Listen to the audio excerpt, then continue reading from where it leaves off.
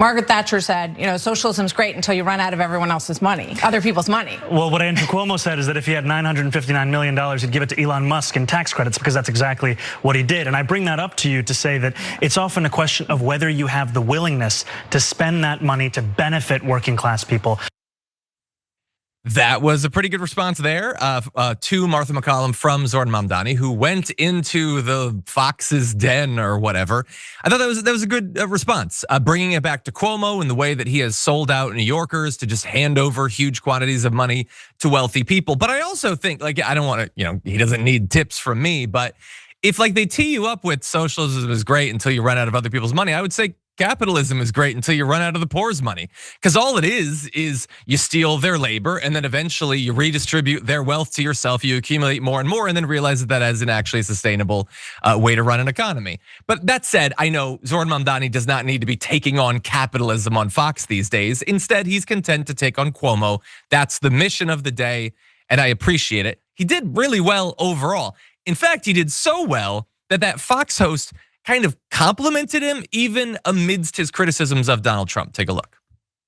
When I've spoken to Trump voters right here in New York City, Hillside Avenue in Queens, Fordham Road in the Bronx, they've told me it was cost of living that drove them to vote for Donald Trump. They've told me it was a promise of a lower actual, whether it be cheaper groceries, whether it be childcare, whether it be rent. Right. And what we're seeing time and time again is we're more focused on the question of billionaires and the most profitable corporations than we are on people who can't even afford to make ends meet in this city. Well, we know affordability is an issue, and I think that all politicians are getting to an understanding of that, and I think that you've done a lot, actually, to bring people's attention to that issue.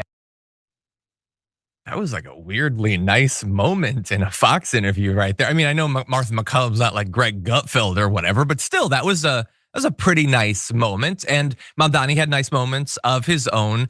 One that I think is getting like a little bit, maybe the most press of all of the moments, was when he decided to directly address Donald Trump. Take a look at that.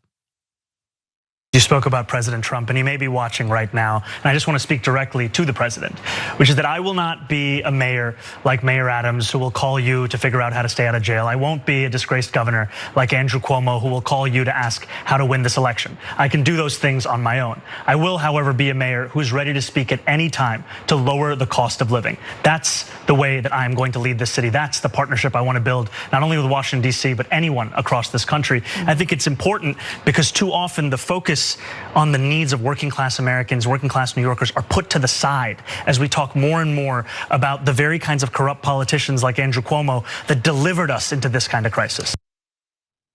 I almost hesitate to even say this because my predictions are always hot garbage and everything, but like I feel like he's going places, and he's super young, man. He's really good at his age.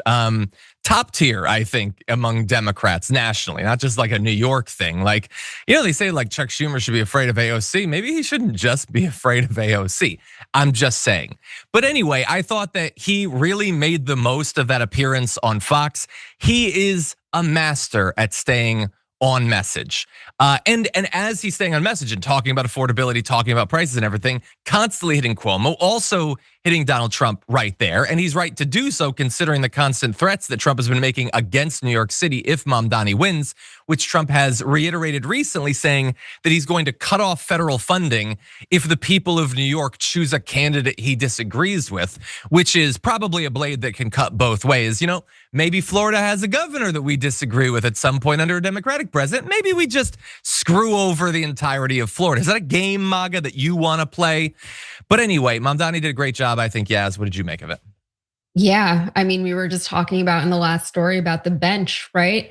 This is the bench. Maybe this is what it looks like. And maybe people like him and AOC will rebrand what it means to be a politician, or at least what it means to be a representative of, your district.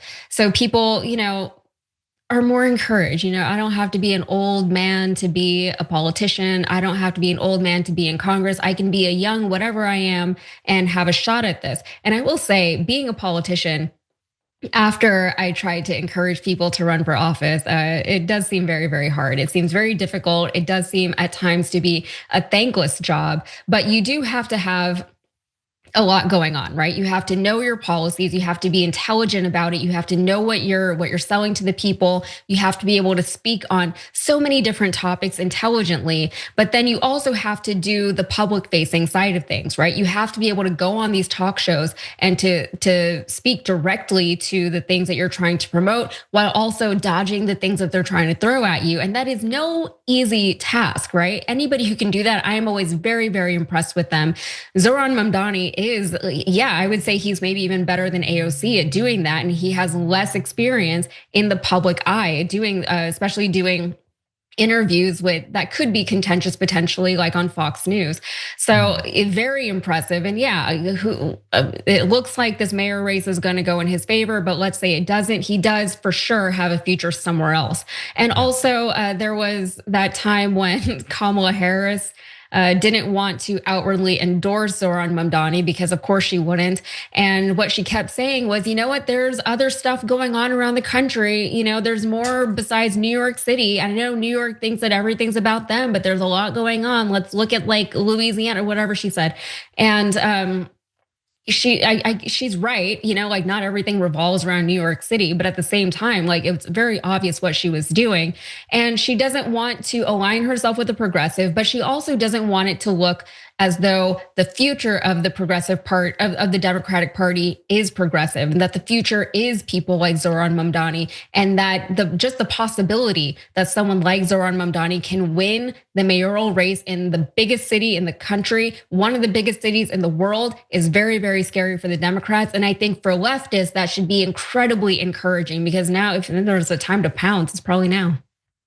Yeah, I'm sure that some of them are scared, and it's always strange that like people showing how the Democrats can become popular and win is scary to the party. It really shows you where their priorities are. So we highlighted Bernie and AOC, now Mamdani. In the aftermath, we're gonna be talking about Graham Plattner. There are some people that are breaking through, and there's a lot of, I think, common threads between them. So anyway, we wanna make sure that we're not just checking the baddies, we're also acknowledging the goodies, even though we also have to acknowledge, and this is one of the reasons perhaps that people like these don't go on a lot of leftist shows. People don't necessarily watch videos like this. Like people get fired up over the bad stuff, the contentious stuff, people being terrible, people being productive. Like we like it and it wins elections. It doesn't necessarily generate a lot of attention online, which is sort of an issue. It's fundamentally an issue of these platforms and the way they work and the way they try to keep us constantly enraged and divided, but it's also something that is true. If you enjoyed that, make sure that you never miss another video by subscribing. And if you want a little more, consider hitting the join button and becoming an actual member. But you're probably wondering, why the hell would I do that, John? First off, calm down. The stakes in this are very, very low. But also, when you click the join button and you become a member, you get access to bonus content that I make every week, and it's a ton of fun. You get access to tons of custom emojis and more besides that. By the way, if you join at tier 3, you even get access to a monthly member hangout with myself and other awesome people, and we always have a great time. By the way, you'll get all that going forward, but you also unlock years of the back catalog. That is literally 100 or more bonus clips, top 10 lists, debates, and more. What are you waiting for? Click the join button below. Your support powers our show, and we couldn't do it without you.